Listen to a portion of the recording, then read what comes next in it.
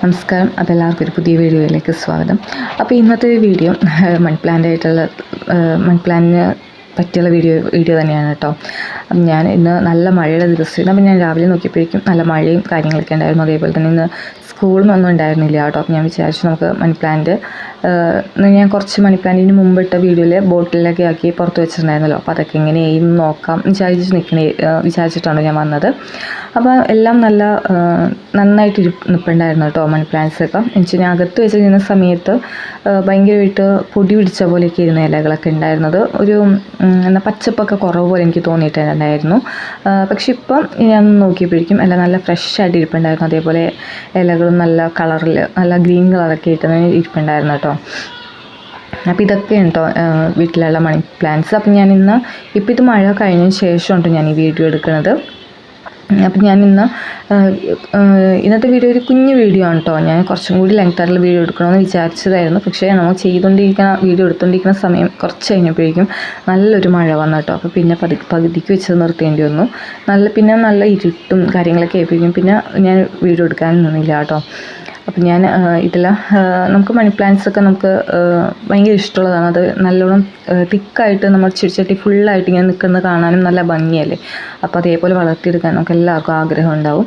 അപ്പോൾ അതിനെ പറ്റിയൊരു ചെറിയൊരു ട്രിക്കാണ് കേട്ടോ ഞാൻ പറഞ്ഞത്. എന്തായാലും ഞാൻ ഇതിനു മുമ്പ് മണി പ്ലാന്റ്സ് നന്നായിട്ട് വളരാനും നല്ല തിക്കായിട്ട് വളരാനൊക്കെ ഉള്ള ഓരോ ഫെർട്ടിലൈസറും കാര്യങ്ങളൊക്കെയാണല്ലോ കാണിച്ചിട്ടുണ്ടായിരുന്നത്. ഇത് അങ്ങനെയൊന്നുമില്ല കേട്ടോ.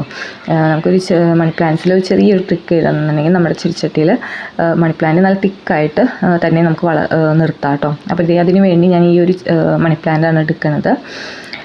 ഇതിൻ്റെ പേര് എനിക്ക് കറക്റ്റായിട്ട് അറിയില്ല കേട്ടോ. അപ്പം മണി പ്ലാന്റ് തന്നെ എന്നാണ് ഞാൻ വിചാരിക്കുന്നത്. അങ്ങനെ വെറൈറ്റി മണി പ്ലാന്റ്സ് ഇങ്ങനെ ചോദിച്ചു പോയപ്പോൾ എനിക്ക് തന്നതാണ്. അങ്ങനെ നഴ്സറിയിൽ നിന്ന് ഞാൻ മേടിച്ചതാണ് കേട്ടോ. അപ്പോൾ ഒരു ചെറിയ തണ്ടാണ് കേട്ടോ ഞാൻ മേടിച്ചിട്ട് കുറച്ചധികം നാളായി. പക്ഷെ അതൊന്നും ഒട്ടും വളർന്നിട്ടുണ്ടായിരുന്നില്ല കേട്ടോ. അത് അങ്ങനെ തന്നെ നിൽക്കണമായിരുന്നു. ചട്ടിയിൽ മേടിച്ചിട്ട് അത് എങ്ങനെയാണോ അതേപോലെ തന്നെ നിൽക്കണ്ടായിരുന്നു. പക്ഷേ ഇപ്പോൾ മഴയൊക്കെ ആയി പിന്നെ ഞാൻ കുറച്ച് വളമൊക്കെ ഇട്ട് കൊടുത്തപ്പോഴേക്കും നന്നായിട്ട് വളർന്നിട്ടുണ്ട് കണ്ടോ. നല്ലോണം വേരൊക്കെ വന്നിട്ടുണ്ട്. അപ്പോൾ നമുക്ക് വേണമെന്നുണ്ടെങ്കിൽ ഇവിടെ വെച്ച് കട്ട് ചെയ്ത് ഓരോ ഇലകളും നമുക്ക് സെപ്പറേറ്റ് മാറ്റി നടാം കേട്ടോ.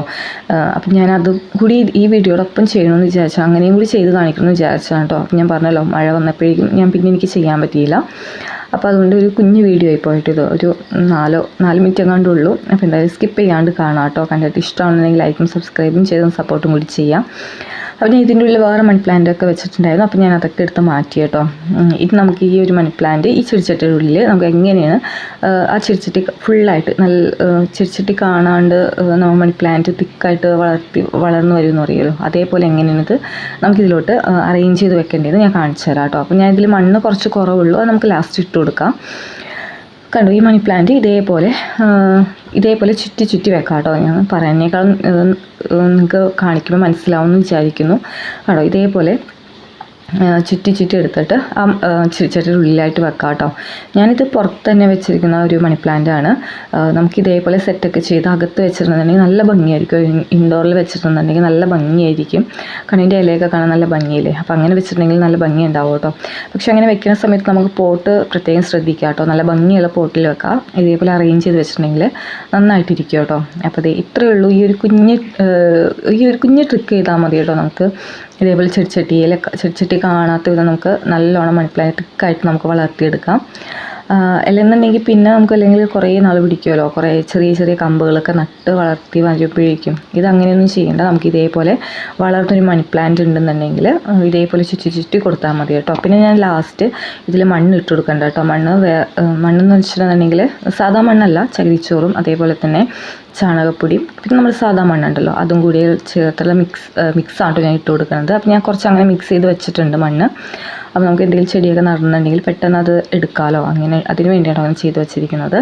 അപ്പോൾ അത് ഇത്രയേ ഉള്ളൂ കേട്ടോ. നമുക്ക് എത്ര പെട്ടെന്ന് ചെയ്തും കഴിഞ്ഞു.